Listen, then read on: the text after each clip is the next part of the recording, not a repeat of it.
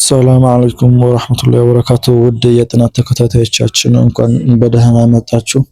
ዛሬ ደግሞ ባለ ሁለት ቃላትን ማለት ባለ ሁለት ፊደል ቃላትን ከነሱ እንግሊዘኛ በአማርኛ የምናይ ይሆናል። እናንተ እስከ መጨረሻው ተከታተሉ። በተለይ የመጨረሻዎቹ ሁለቱ በጣም ስለሚያስፈልጓችሁ በደንብ ስለማብራራቸው ወደ መጨረሻ አካባቢ እስከ መጨረሻው መከታተላችሁን አትርሱ። እንዲሁም ለዚህ ዩቲዩብ አዲስ ከሆናችሁ ላይክ ሰብስክራይብ አድርጉ። በየቀኑ የምለቀው ቪዲዮ ለእናንተ ይደርሳችኋል ማለት ነው።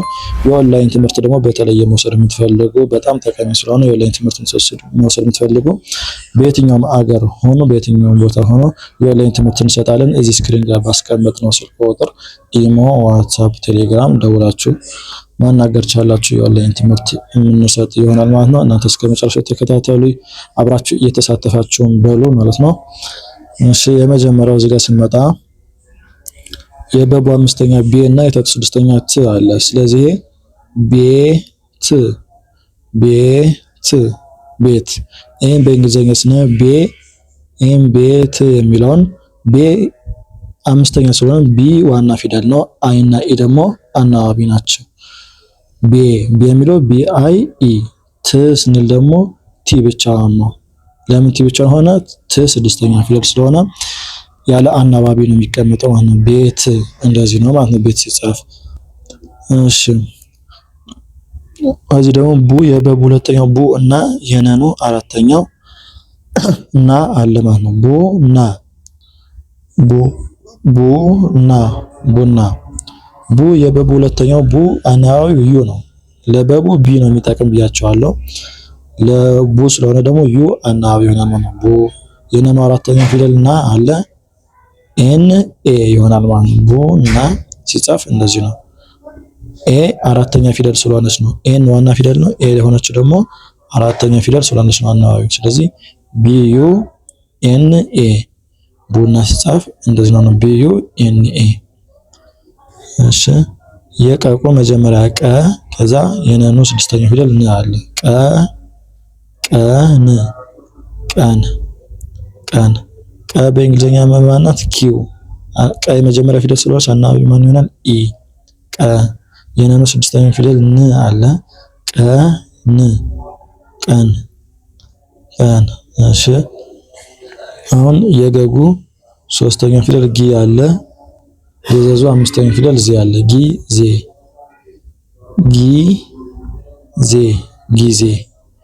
ጊዜ። ስለዚህ ይሄ ጊዜ የሚለውን እንዴት ነው የምንጽፈው? ጊ ስንተኛ ፊደል ነው? የገጉ ሶስተኛ ፊደል ነው። ለገጉ ማንን ነው የምንጠቀም? ጂ ሶስተኛ ፊደል ስለሆነ አናባቢ አይ ነው የምናደርገው። ጂ አይ። ዜሳ ዋና ፊደል ማን ነው? ዜድ። ዜ ስንተኛ ፊደል ነው? አምስተኛ ፊደል። አምስተኛ ፊደል ሁለት አናባቢ ነው ያለው አይ እና ኢ። ስለዚህ ጊዜ ሲጻፍ ጂ አይ ዜድ አይ ኢ። ጊዜ። ሰው የሚለው ደግሞ ሰው የመጀመሪያ ፊደል ነው። የው ስድስተኛው ው ደግሞ አለ። ሰው የሚለው በእንግሊዝኛ ሲጻፍ የሰሱ ሰናት ኢ አናባቢ ያደረግናት የመጀመሪያ ፊደል ስለሆነች ነው። የመጀመሪያ ፊደል አናባቢዋ ኢ ናት። ው ደግሞ ዳብሊው ብቻውን ነው። ለምን ዳብሊው ብቻውን ሆነ? አናባቢ የለውም ስድስተኛ ፊደል ስለሆነ። ሰው ሲጻፍ እንደዚህ ነው ማለት ነው። ሰው። እሺ እዚህ የጣጡ ስድስተኛ ጥ አለ። ከጣጡ ስድስተኛ ጥ ቀጥሎ የረሩ ሁለተኛው ፊደል ሩ አለ።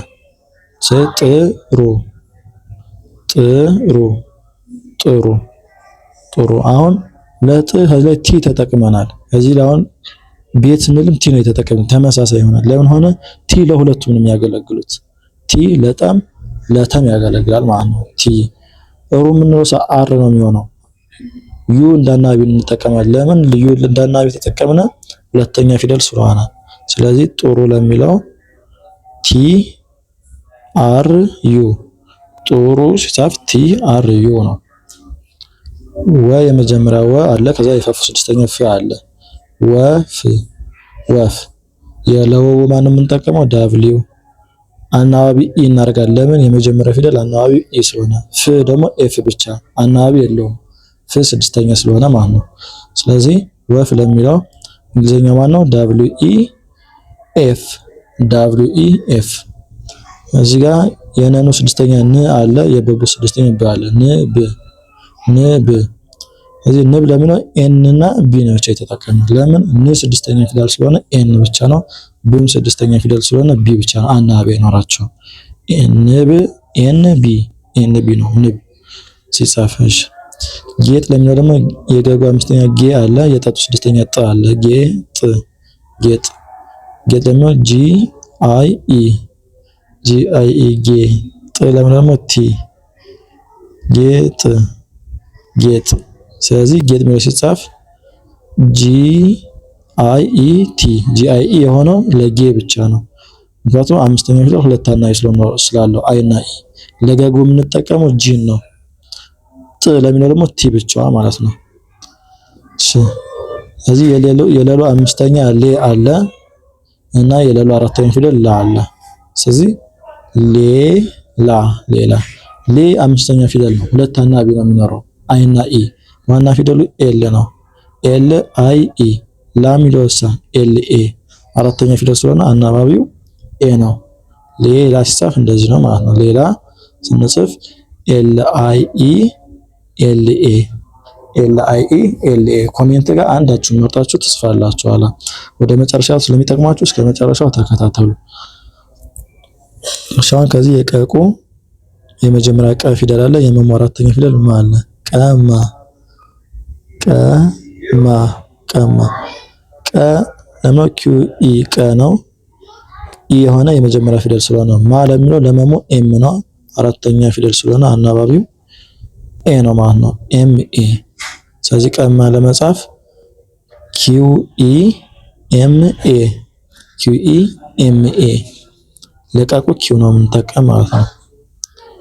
እሺ የበቡ መጀመሪያ በ አለ። ከዚህ የለሉ አራተኛ ፊደል አለ። በላ ለበ ቢኢ ነው የምንጠቀመው። ለለሉ ደግሞ ኤልኤ ነው የምንጠቀመው። ለበ ኢ እንዳናባቢ ቢኢ። ላሳ ኤልኤ። በላ ስንጠቀም ቢኢ ኤልኤ። እሺ ዶሮ የሚላለ ደግሞ እዚህ የለዱ መጨረሻው ዶ፣ የረሩ መጨረሻው ሮ፣ ዶሮ።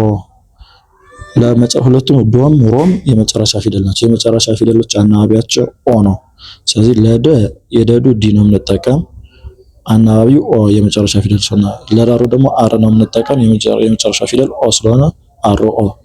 ስለዚህ ዲኦ አር ኦ ከሆነ ዳሮ። አሁን እነዚህ ናቸው ሁለቱ ዋናዎች። ለጻጹ ብዙ ጊዜ የምትዘረጓቸው ሰዎች ስም ለሚባለው የምንጠቀመው ቲና ኤስን ይዘን ነው። ከዛ በኋላ ነው አናባቢ የሚመጣ ኤስ አይ፣ ኤስ ዩ፣ ቲኤስ ዩ፣ ቲኤስ ቢ፣ ቲኤስ ማት፣ ቲኤስ ኦ፣ ቲኤስ ኢ፣ ቲኤስ ኤ እያልን ነው የሚሄደው ማለት ነው። ቲኤስ ስለሆነ የሚነሳው ጸ ከሆነ አሁን ቲ እዚህ ጽ አለ። የጻጹ ስድስተኛው ጽ፣ የነኑ ሁለተኛው ነው አለ። ጽ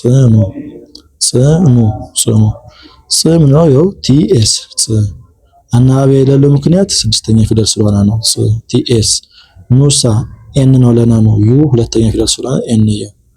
ስለዚህ ጽኑ ለሚለው ቲኤስ ኤን ዩ። እሺ የጻጹ ስድስተኛ ጽ አለ። የወው አራተኛ ፊደል ዋ አለ። ስለዚህ ጽዋ። ቲኤስ ለሚለው ጽ ነው። ዋ ለሚለው ደብሊው ኤ ነው።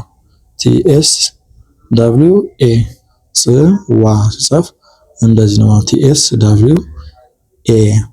እሺ ቀጣይ ቪዲዮ እስክንገናኝ ድረስ መልካም ሰላም አለይኩም። ኸይሩን ገናኝ